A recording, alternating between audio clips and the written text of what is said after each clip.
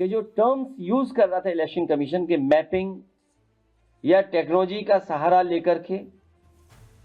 वो voter list को एकदम ठीक बनाएंगे और कोई भी वोटर छूटेगा नहीं। लेकिन देखने को मिल रहा है, मैं एक ओवरऑल केवल एक कॉन्स्टिट्यूंसी का बताना चाहता हूं, ओवरऑल एक कॉन्स्टिट्यूंसी का केवल अभी, कि जो टर्म्स यूज कर रहा था इलेक्शन कमीशन के मैपिंग या टेक्नोलॉजी का सहारा लेकर के वो वोटर लिस्ट को एकदम ठीक बनाएंगे और कोई भी वोटर छूटेगा नहीं। लेकिन देखने को मिल रहा है, मैं एक ओवरऑल केवल एक कॉन्स्टिट्यूंसी का बताना चाहता हूं, ओवरऑल एक कॉन्स्टिट्यूंसी का केवल अभी, अगर एक कॉन्स्टिट्यूंसी में ये चीजें देखने को मिल रही हैं तो सोचिए पूरे प्रदेश में, और जिस तरह की तैयारी है इनकी अधिकारियों के माध्यम से, क्योंकि सरकार अधिकारियों से मिलकर के, और क्योंकि इलेक्शन कमीशन भी निष्पक्ष नहीं है, जो कॉन्स्टिट्यूशनल बॉडी है उसकी जिम्मेदारी बनती है कि इस समय पर जहां भेदभाव हो रहा हो, जहां कई बार ऐसी घटनाएं मिल रही जहां पर सरकार अपनी मनमर्जी से काम करा लेती है, और फिर जब बाई इलेक्शन में हम लोगों ने देखा था कि पूरा का पूरा बाई इलेक्शन में वोट लूटा गया था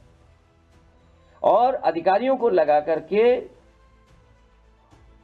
पूरा का पूरा बूथ लूटा गया, सीसीटीवी के फुटेजेस हैं, लेकिन इलेक्शन कमीशन ने उसके बाद यह फैसला लिया कि कोई भी सीसीटीवी फुटेज किसी भी पॉलिटिकल पार्टी को नहीं दी जाएगी। वो इसीलिए क्योंकि बाई इलेक्शन में पुलिस ने अपने कपड़े बदल करके बूथों पर जाकर के वोट डाला था, जो बाई इलेक्शन उत्तर प्रदेश में हुआ था। अब वोटर लिस्ट ठीक करने का एफआईआर चल रहा है, जो रिवीजन चल रहा है, इस रिवीजन के माध्यम से भी बहुत सारे घोटाले, साजिश, षड्यंत्र और विपक्ष को कमजोर करने के लिए बहुत सी तैयारी सरकार कर रही है। सरकार मतलब बीजेपी। समय बढ़ाना इसका मतलब पूरी तैयारी नहीं थी, फिर समय बढ़ाना इसका मतलब बिल्कुल तैयार नहीं थे। आखिर कौन सी टेक्नोलॉजी इस्तेमाल करें, कौन टेक्निकल लोग हैं जो उनका साथ दे रहे हैं इलेक्शन कमीशन का। कम से कम पहली मांग हमारी होगी कि समाजवादी पार्टी को जो जानकारी इलेक्शन कमीशन से समय समय पर मिली थी कि हम बीएलए को ट्रेन करेंगे, बीएलए की जो ट्रेनिंग कराई थी वो हम और आप सब लोग जानते हैं, बीएलओ की जान चली गई, न जाने कितने बीएलओ की जान गई, और जान जाने में मदद किसी ने नहीं की। तो हमारी मांग है कि समाजवादी पार्टी के हम अपनी टेक्निकल टीम को इलेक्शन कमीशन से कहेंगे कि उन्हें भी समझाइए कि आखिरकार ये क्या हो रहा है, वोटर लिस्ट में कैसे क्या कर रहे हैं। क्योंकि जब हम देखते हैं केवल एक कॉन्स्टिट्यूंसी, असेंबली कॉन्स्टिट्यूंसी की बात कर रहा हूं मैं, कन्नौज सदर 198, जो डेटा बता रहा है वो डेथ का है 12,884, अनट्रेसेबल एंड एब्सेंट 30,814, रिफ्यूज्ड जो फॉर्म नहीं वापस आए 1,287, permanently shifted 31,564, unknown 7, already enrolled 6,000, तो टोटल बनता है 83,226। लेकिन इसके साथ सवाल यह है कि डुप्लीकेट इतने हमें मिले दिखाई दे रहे हैं, डुप्लीकेट वोट।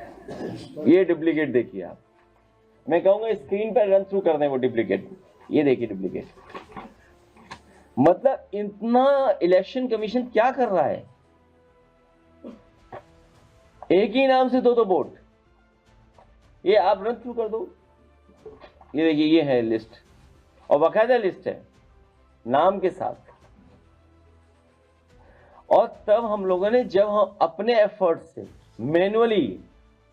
हमें कोई टेक्निकल सपोर्ट नहीं मिल रहा है, हम कैसे ढूंढेंगे,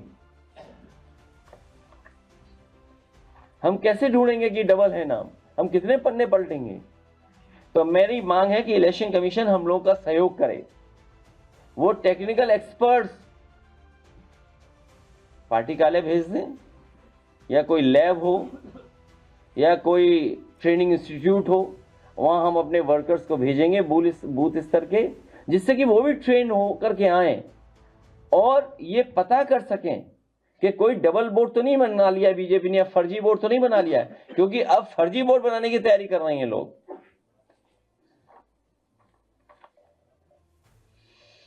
अब सुनने में आया है कि पहले तो ये बताया गया था कि मैपिंग मतदाताओं को कोई नोटिस नहीं दी जाएगी, वो रन थ्रू करते रहो आप डुप्लीकेट बोर्ड्स, लेकिन अब मैपिंग में भी लॉजिकल एरर के नाम पर 2 करोड़ 22 लाख मतदाताओं को नोटिस भेजी जाएगी। पहले बताया गया था कि मैपिंग मतदाताओं को कोई नोटिस नहीं दी जाएगी, अब तैयारी है 2 करोड़ की।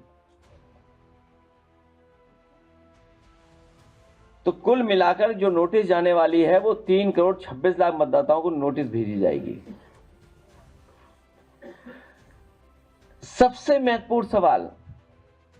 कि सुनवाई नोटिस की जानकारी राजनीतिक दलों और राजनीतिक दलों के बूथ लेवल एजेंटों को नहीं दी जा रही है। सुनवाई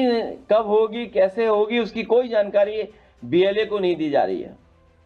पॉलिटिकल पार्टी के एजेंट को। सुनवाई, नोटिस सुनवाई स्थल पर चस्पा भी नहीं की जा रही, इसका मतलब जानकारी